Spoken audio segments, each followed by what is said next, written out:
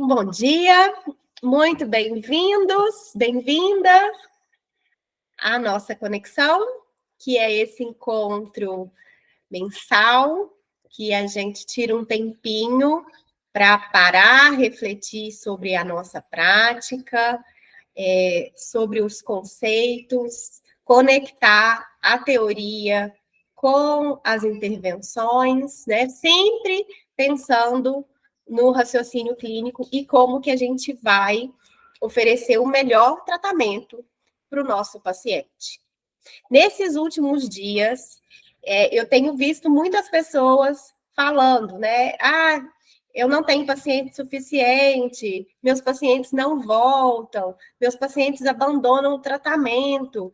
E isso acontece porque tem alguma coisa que não se conectou ali no atendimento.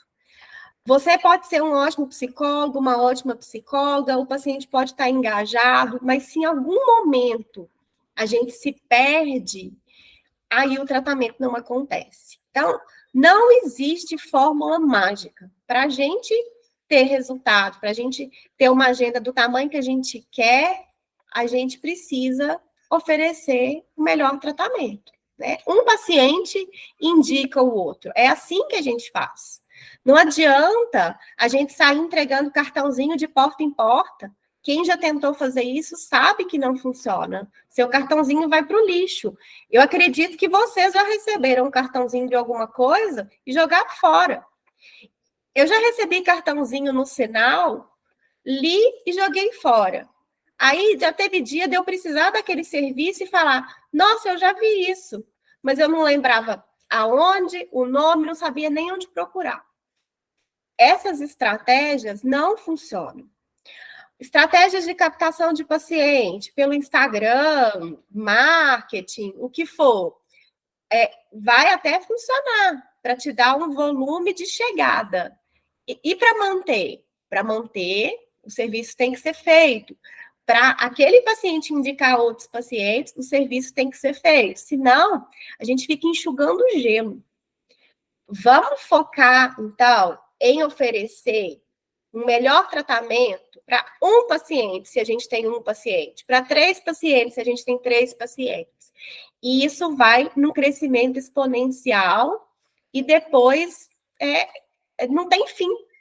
Né? Não é aquela situação que você está sempre precisando crescer, precisando investir, senão a gente não dá conta. Né? Deixa o seu resultado trabalhar para você. Então, vamos focar em quem a gente tem hoje para fazer crescer, tá bom?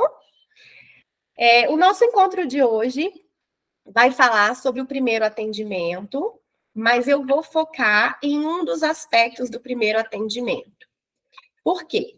Quando eu fiz uma pesquisa lá no Instagram, as pessoas me deram respostas incríveis do que tem que ter no primeiro atendimento.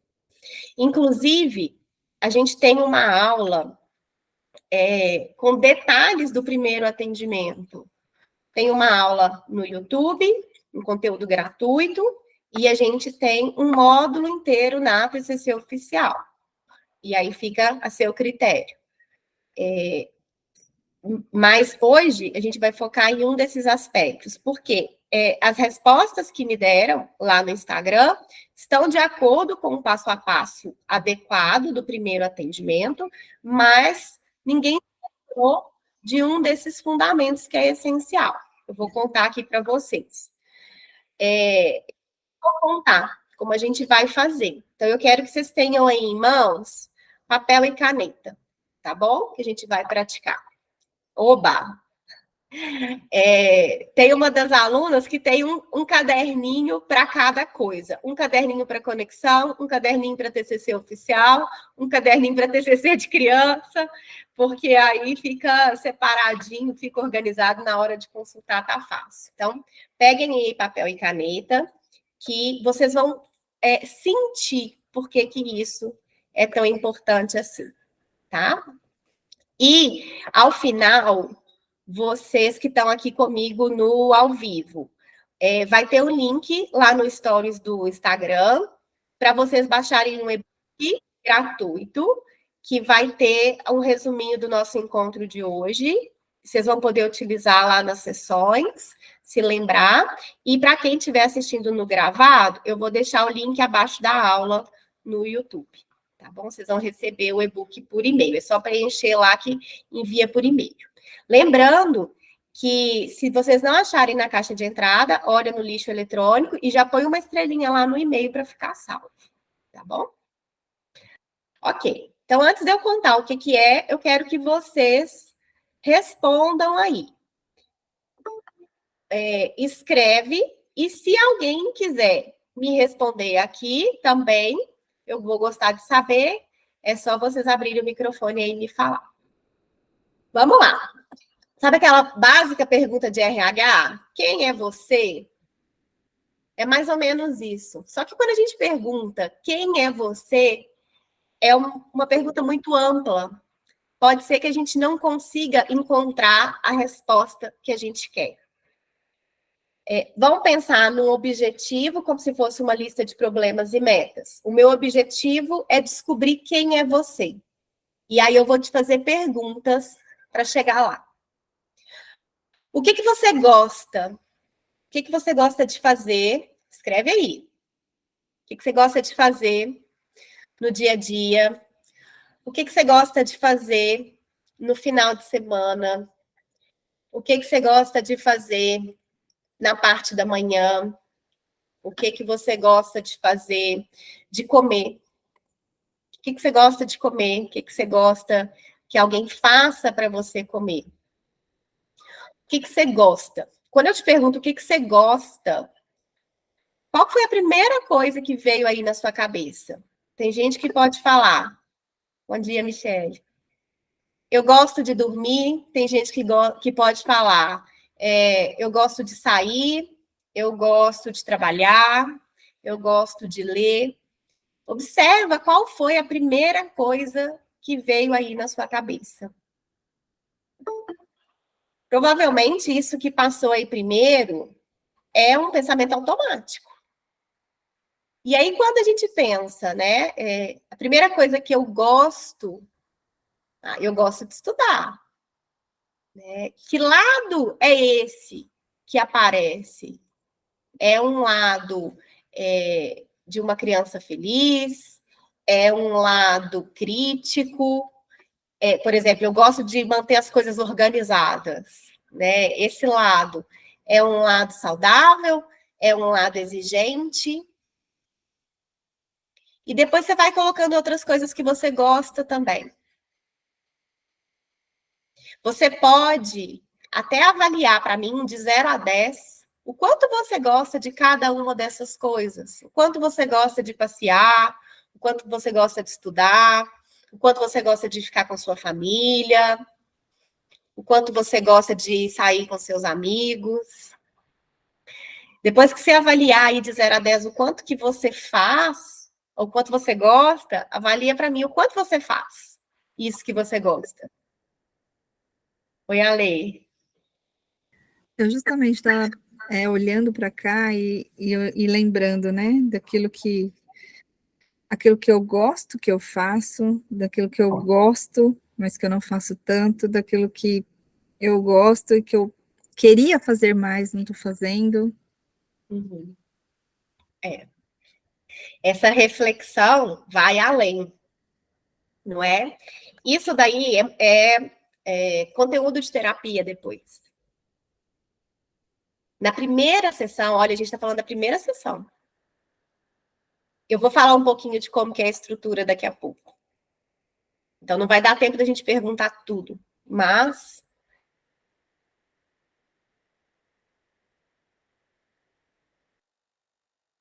O que você não gosta? Primeira coisa que vem na sua cabeça. O que você não gosta?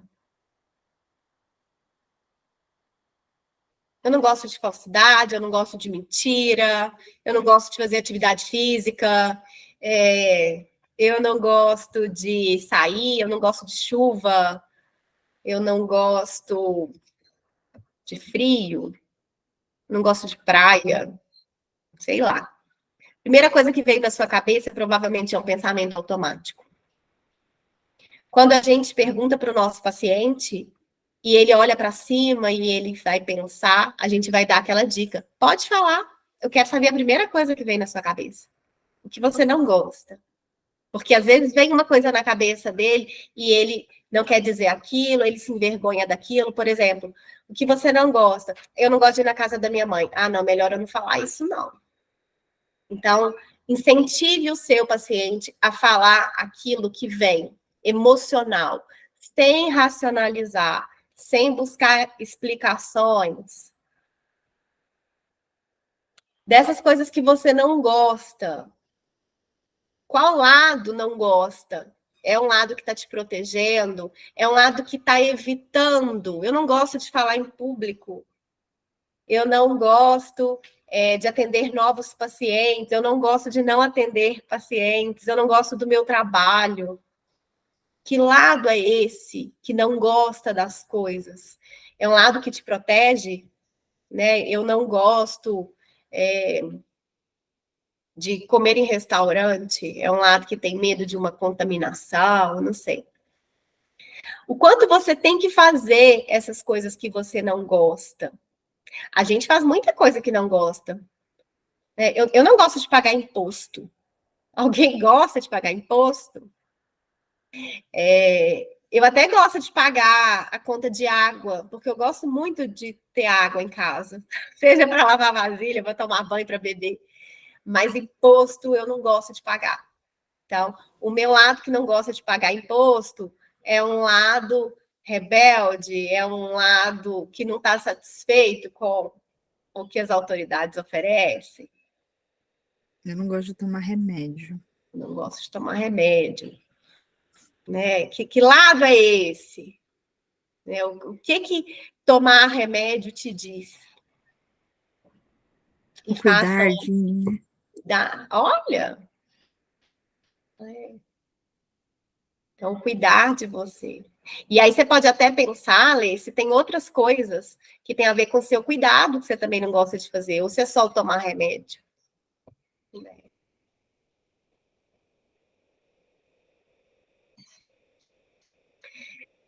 Eu não gosto de pressão psicológica. E aí, pensando nisso, né? Pensando nas coisas que você gosta e nas coisas que você não gosta. Se você pudesse me falar em uma frase, escreve aí uma frase. Quem é você? Eu sou, né? Eu sou Ana Flávia, eu sou psicóloga, eu sou chata, eu sou irresponsável, responsável.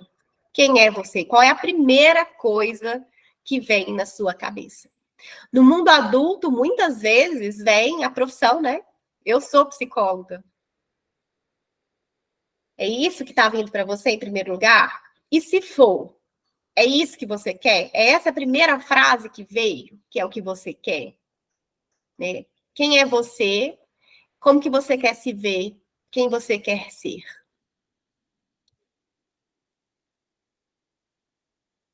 E outras coisas, né? Se você pudesse mudar alguma coisa em você, o que você mudaria? Alguma coisa física? É alguma coisa no seu jeito? É alguma coisa nas suas atitudes? O que você mudaria em você? Isso que você quer mudar, é possível mudar? Se você não quer mudar nada, por que você não quer mudar nada? É porque está tudo bem? É porque você não quer admitir que tem alguma coisa que não está legal? Né? Está saudável? Ou está evitativo? Ou está hipercompensatório? Por exemplo, eu sou muito controladora, mas eu não quero mudar isso, porque isso me ajuda. Ser muito observadora, ser perfeccionista, me ajuda. Ver que parece saudável, mas não é, é uma estratégia que deixa um conforto, que evita contato com algumas coisas desagradáveis, mas que não é uma estratégia totalmente saudável. Então, o que você gostaria de mudar, mesmo que você ache que não dê para mudar? Ou, se você acha que dá para mudar, como seria? Como que você poderia mudar isso? Qual que é o seu maior sonho? Pode ser um sonho desde a infância, um sonho que você já realizou, um sonho que é um sonho que você acha que você não vai realizar nunca. Você está sonhando hoje, você tem mais que um objetivo, mais que uma meta. É um sonho mesmo. Tem alguma coisa que você quer muito? Alguma coisa que seria, assim, a realização que você fala, nossa, zerei a vida. Onde você quer chegar? O que as pessoas falam de você? O que você acha? Se eu perguntasse para sua mãe, para seu pai, para sua irmã, seu irmão, quem é você? O que as pessoas falam de você? Outras pessoas, né? Seu filho, seu marido, sua esposa, aquelas pessoas que convivem diariamente com você, o que elas falam de você? As pessoas do seu trabalho, as pessoas do outro lugar que você frequenta, de uma igreja, de um clube, porque é diferente, né? As pessoas de casa pensam uma coisa e as pessoas de fora pensam outra. E isso é até importante, porque a gente não pode ser a mesma pessoa no consultório que a gente é em casa. Por favor, se tem alguém aí, principalmente quem é psicólogo infantil, cuidado para não tratar filhos, sobrinhos e netos como pacientes. Então, se as pessoas estão falando a mesma coisa de você, observa, né? Ah, não, é porque eu sou muito estável, muito coerente, eu sou a mesma pessoa em vários lugares, eu não acho legal a gente ter vários jeitos. Observa se é isso. Compara para mim o que as pessoas falam de você com aquela frase que você falou. Quem você é, quem eu sou. O que as pessoas falam de você combina com quem você pensa que você é? O que você acha? Você está mais compassivo? Você está mais crítico? As pessoas não te conhecem de verdade porque você não se mostra ou porque elas não te entendem? Como que é isso aí?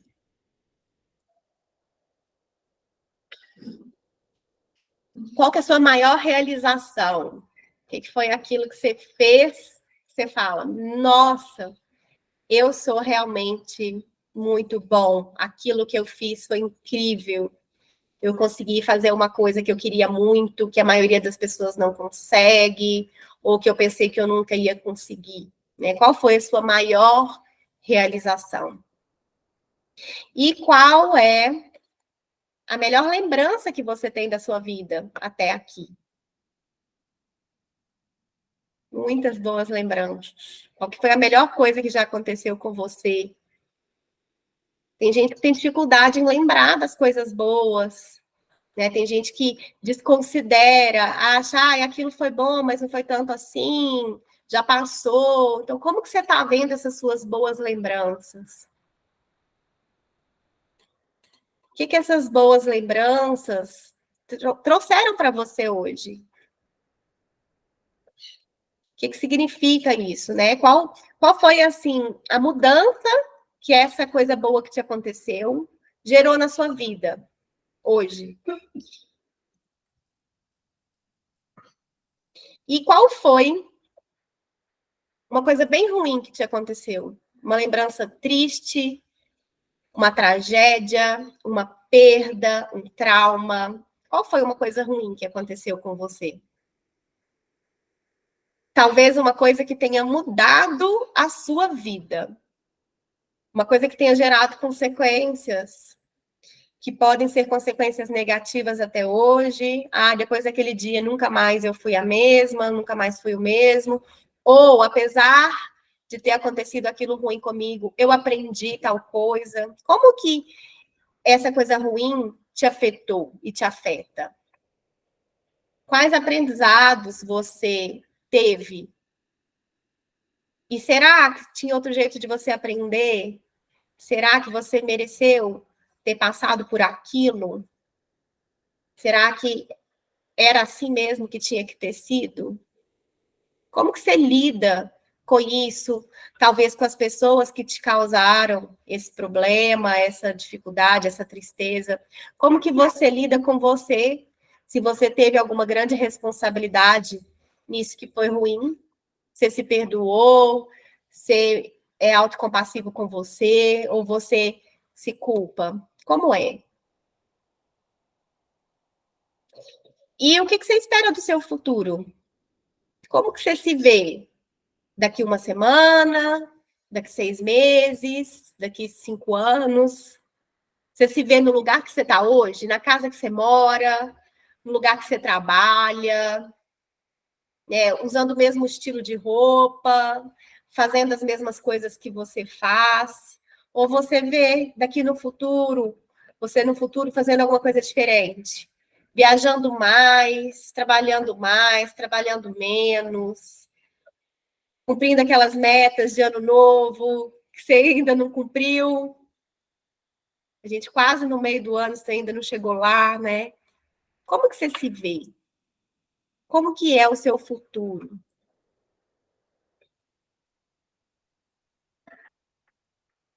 Como vocês estão se sentindo aí, gente, fazendo isso? Eu tô vendo concentração, tô vendo atenção aqui. Sentindo com vontade de responder todas essas perguntas.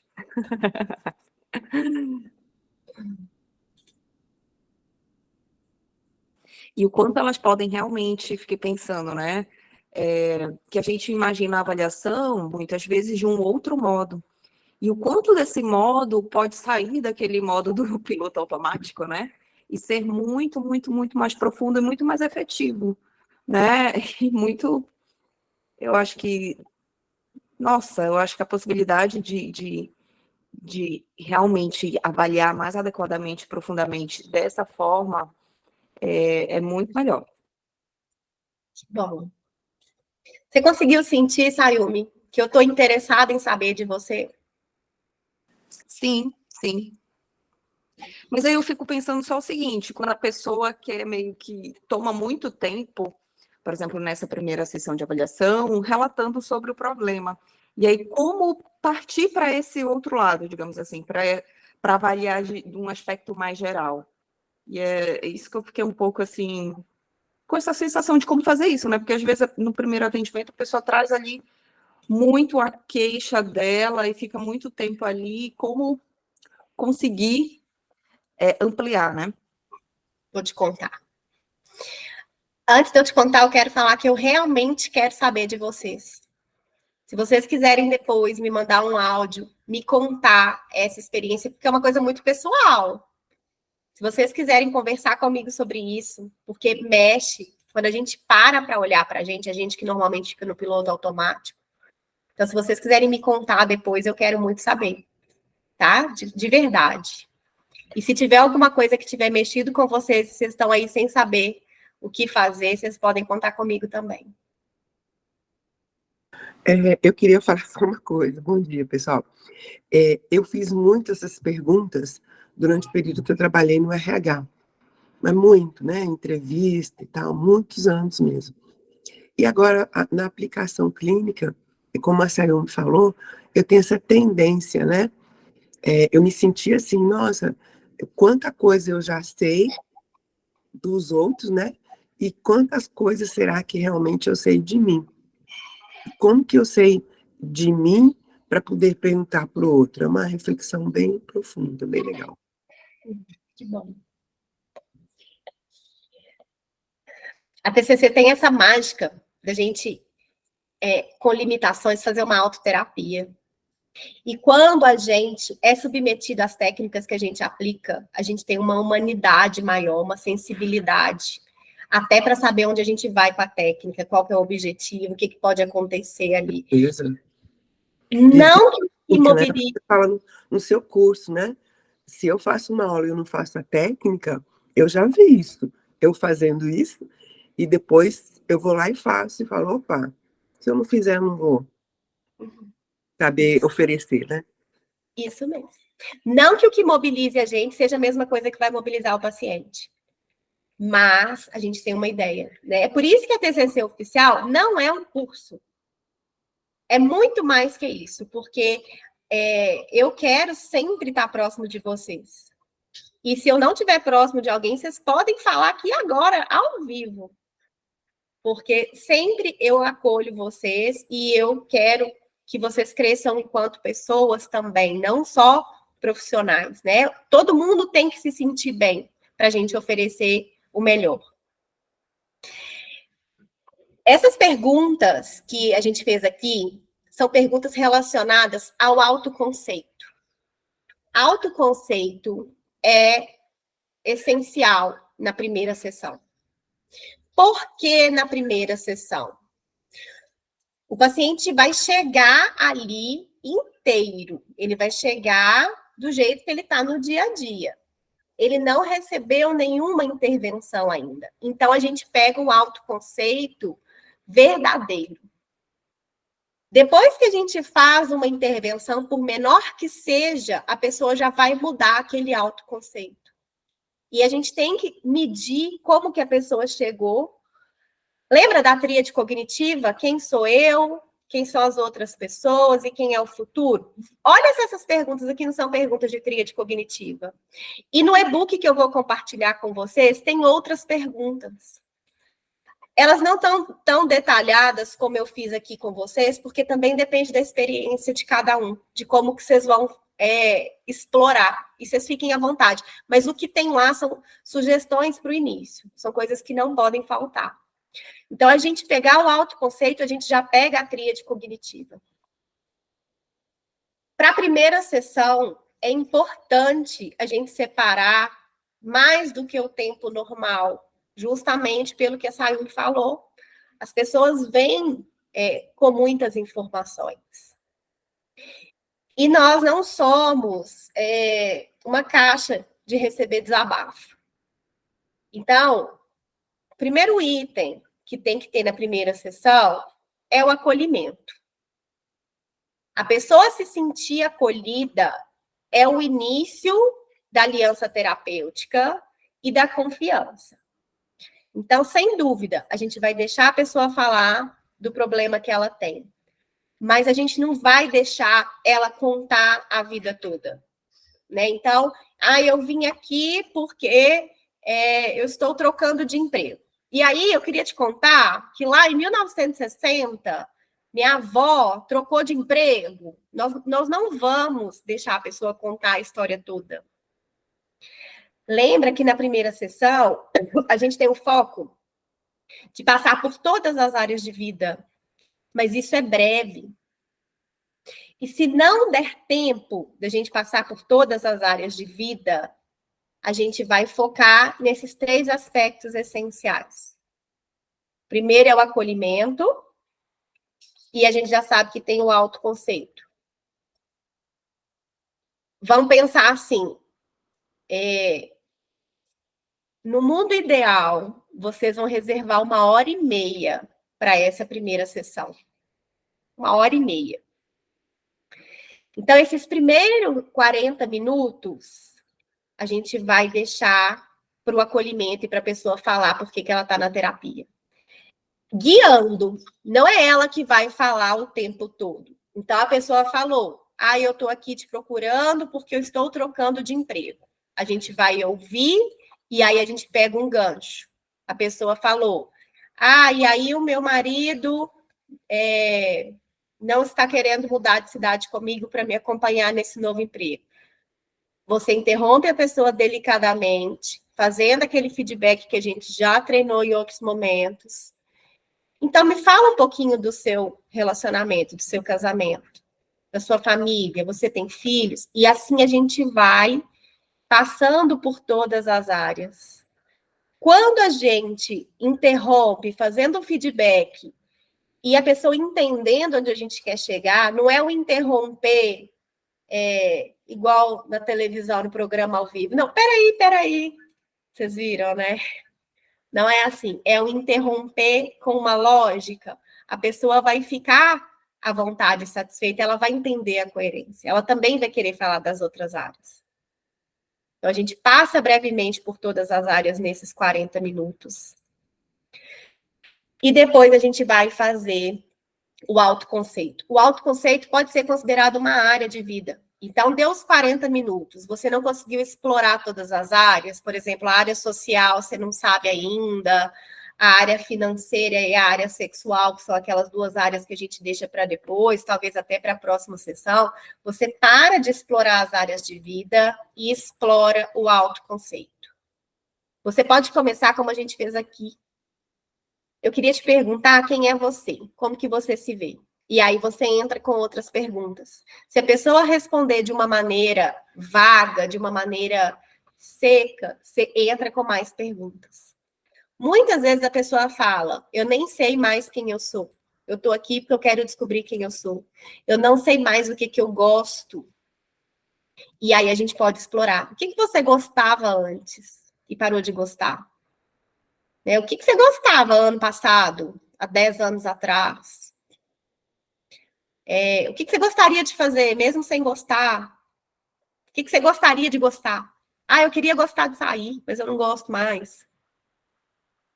E aí a gente tem essas pistas todas. Então, autoconceito, a gente vai demorar 20 minutos, 25 minutos. Não tem problema a gente ficar ali mais tempo.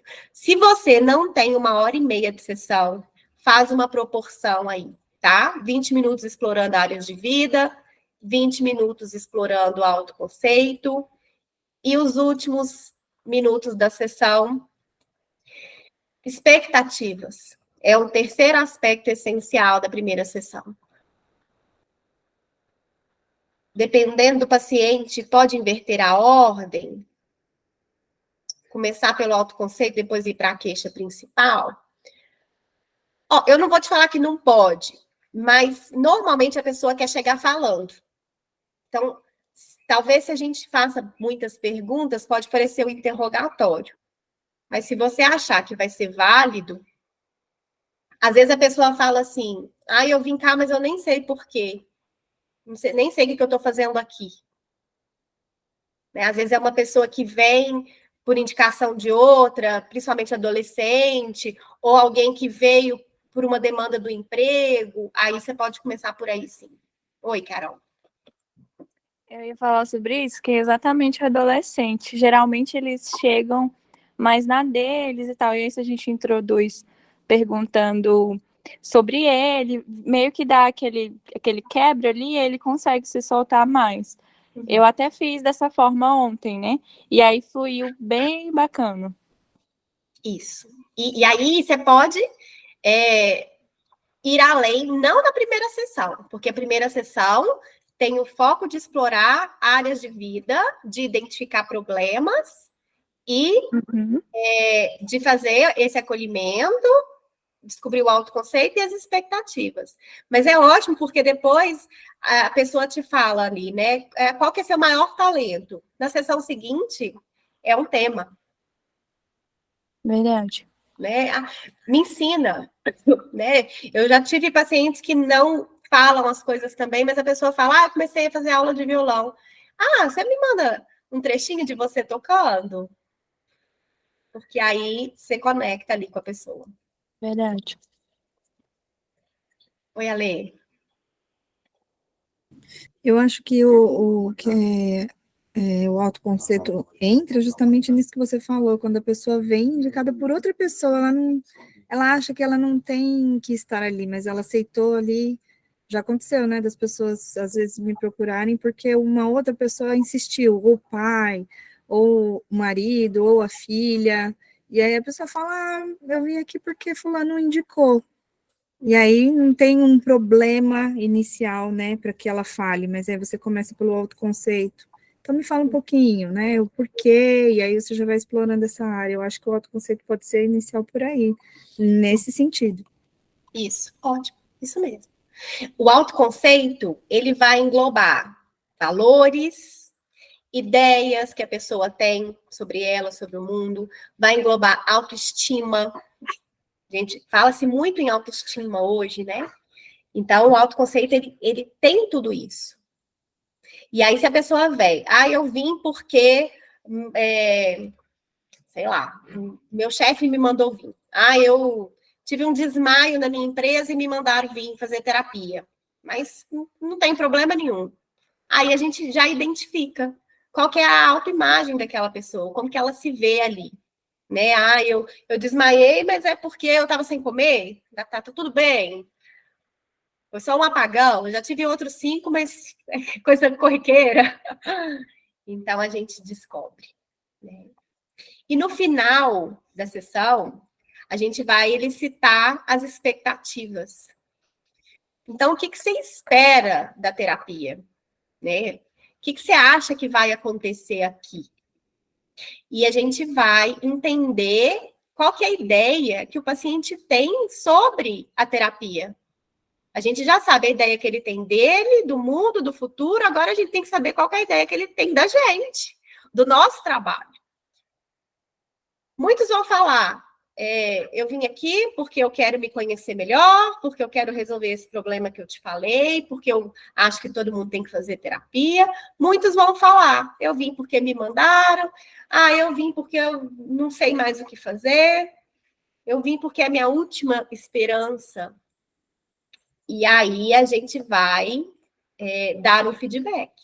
Olha, nisso que você me falou, a terapia cognitivo-comportamental vai ajudar. A gente vai contar para ele o que é TCC. A gente vai pegar algum exemplo que ele falou e vai colocar aquilo em termos cognitivos e comportamentais. Né? Então, você me disse que você gosta disso, então significa que talvez isso seja um valor para você, que você pensa isso sobre você, que quando você não consegue fazer as coisas que você gostaria, você se sente frustrado, e que aí você faz tal coisa.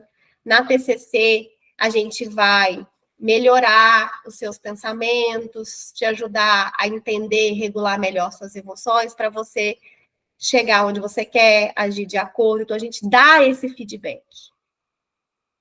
Me parece que você está deprimido ou que você está muito ansioso. A boa notícia é que a terapia cognitivo-comportamental é padrão ouro para esse tratamento. Eu vou te ajudar. Várias pessoas já foram ajudadas com os recursos que a gente vai ter aqui. E a gente faz o contrato terapêutico. Por isso é importante que você venha toda semana. Eu vou te dar aqui por escrito algumas regras sobre faltas, sobre desmarcações, sobre o nosso contato pelo WhatsApp. Né? Você pode contar comigo e aí você vai colocar ali as suas regras. Perguntar para a pessoa se faz sentido para ela. E ali se encerra a sessão. Então, os 3 aspectos essenciais: acolhimento, autoconceito e expectativas. Se em uma sessão faltar isso, tá errado. Lembra que a gente tem o passo a passo de como que a gente faz a primeira sessão. A não ser em casos de ideação suicida e de pistas, né, de autoextermínio mesmo, que aí a gente não vai seguir aquele protocolo. Mas esses 3 aspectos vão estar em todas as sessões, mesmo nesse caso. A pessoa vem com a ideação suicida, vai ter o acolhimento, a gente vai entender o autoconceito dela, até para a gente saber quem é o ciclo de apoio, quais são as forças que aquela pessoa tem, para a gente garantir que ela permaneça viva, e as expectativas, né? Olha, fulano, o que você espera da terapia? Eu espero que a terapia me faça me sentir melhor. A terapia não vai te fazer sentir melhor, mas eu estou aqui, nós vamos trabalhar juntos para que você se sinta melhor, para que você melhore os seus pensamentos, para que você volte a se sentir bem, enfim. Então, em todas as sessões, isso é o fundamental. Simples. Simples. Não é simples, só não é fácil. Vocês entenderam esses 3 conceitos? Não é? Não é fácil. E aí é que está, público. Eu estou vendo isso acontecendo, né? Eu vejo que aqui vocês entendem E na hora que vocês estão aplicando, vocês estão achando que não estão aplicando certo, que está faltando alguma coisa. Mas se vocês compreendem o conceito, depois é só um ajuste.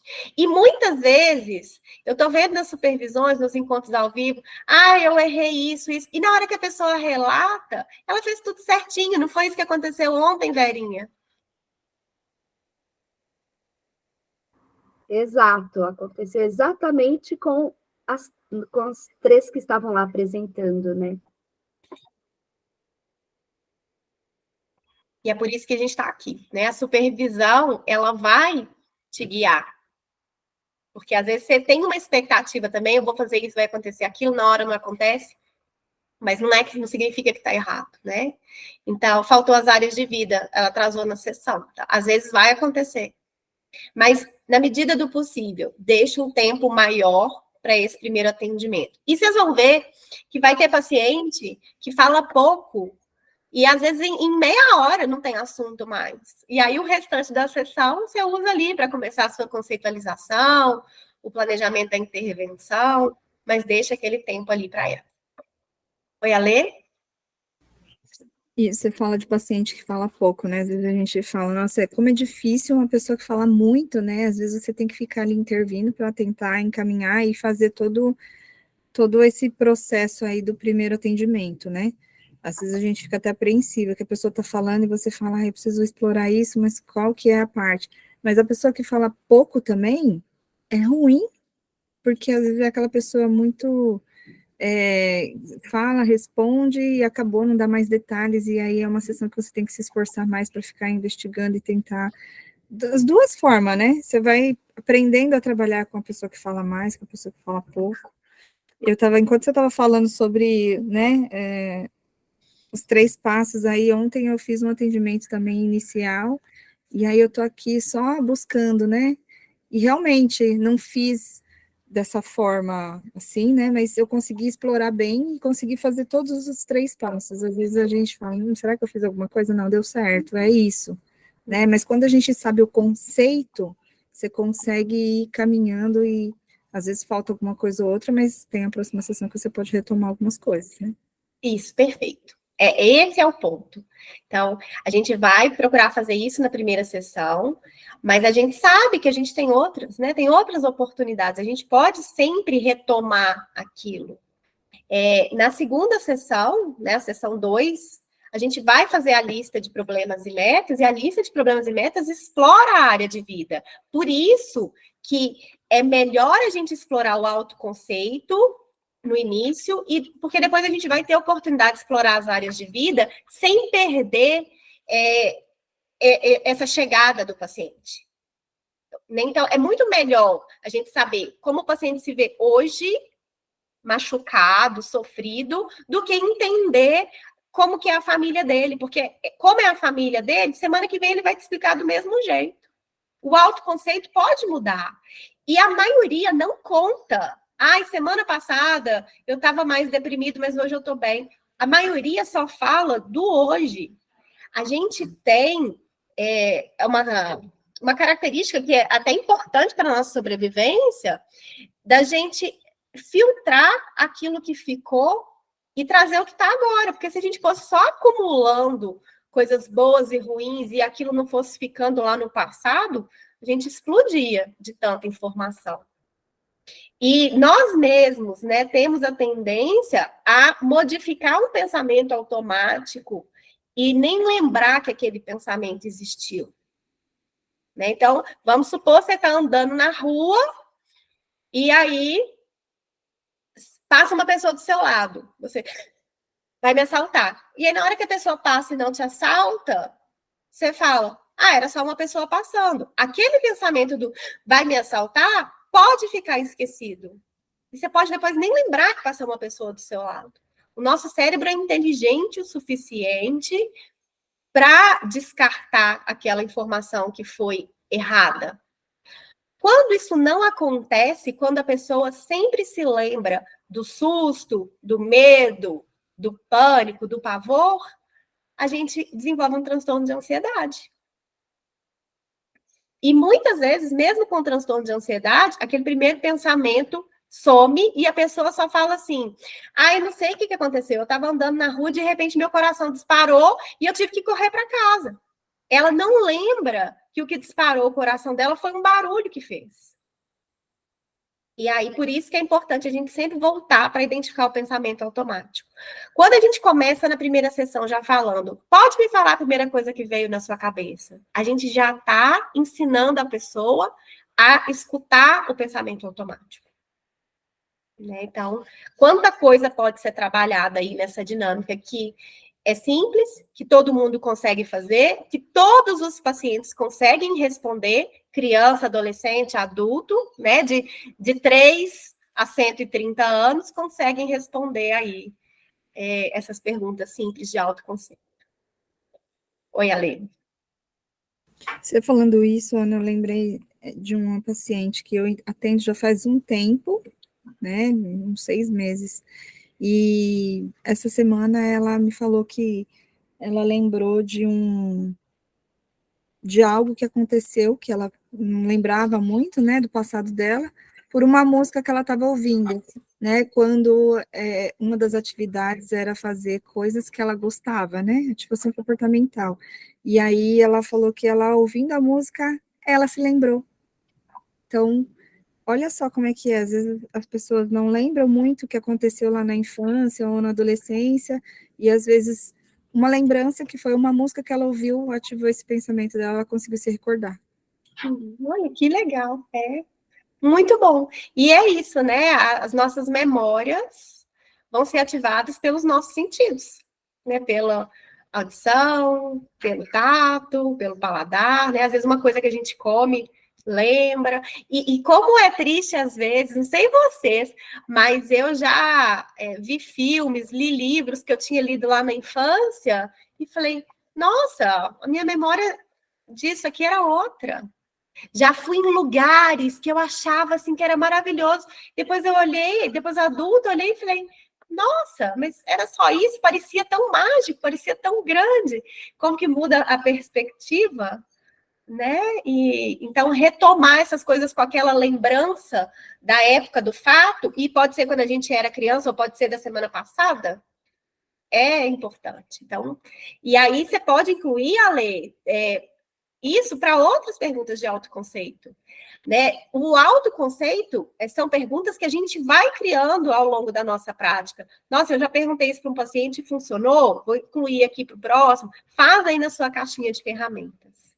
O que eu estou enviando de material para vocês são perguntas assim, o básico do básico, o que não pode faltar. Mas vocês podem complementar. Com crianças e adolescentes, vocês podem transformar num jogo, né? Vamos sortear aqui uma pergunta, pode transformar numa entrevista, ele faz para você, pode transformar num jogo de tabuleiro, responde, e aí tem lá, né? Ande tantas casas, sei lá, dá para a gente explorar de outras maneiras para não ficar pergunta e resposta. Muito bem, então era isso que eu queria apresentar para vocês. Espero que vocês apliquem. Dúvidas só na hora da prova, então, na hora que vocês forem fazer e surgir alguma questão, vocês vão me dando o feedback, mas não se esqueçam, né? O principal é não se esquecer que esses pontos são importantes. Obrigada a você, público. Que bom que você está feliz e tranquilo. Que ótimo. Oi, Michele. Oi, Ana. Me surgiu agora uma sessão que eu fiz essa semana, que eu atendi os pais de uma paciente, né? E eles já meio que deram a entender que vieram com toda a estrutura, sabe? Já tinham organizado aquilo. Ah, eu vou falar sobre o problema da fulana desde quando ela nasceu até agora, como se fosse uma sessão de anamnese. Eu fiquei meio assim, né? Eu tenho já o meu roteirinho, assim, que vai ser aprimorado depois dessa aula. E eu fui tentando explorar conforme o relato deles. Aí chegou num ponto importante que eles falaram que os dois tinham um toque e a criança também tinha. né, diagnosticado. Então, o pai mesmo falou que ficou aliviado pela questão de eu não ter interrompido, sabe? Eu ter deixado uma espécie de catarse ali, né? Da psicanálise, né? Porque ele precisava colocar aquilo, eles tinham anotado e tudo, né?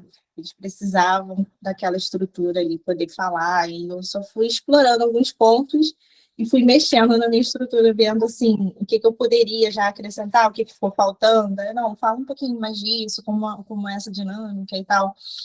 Só que bateu em mim, eu também gosto das coisas organizadas, né? Aí, sei lá, pegou nesse ponto fraco meu nossa, já tem uma estrutura aqui, será que se eu sair daqui eu vou conseguir dar conta?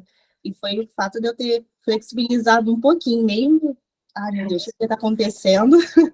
Sabe, será que eu estou saindo da técnica, da teoria?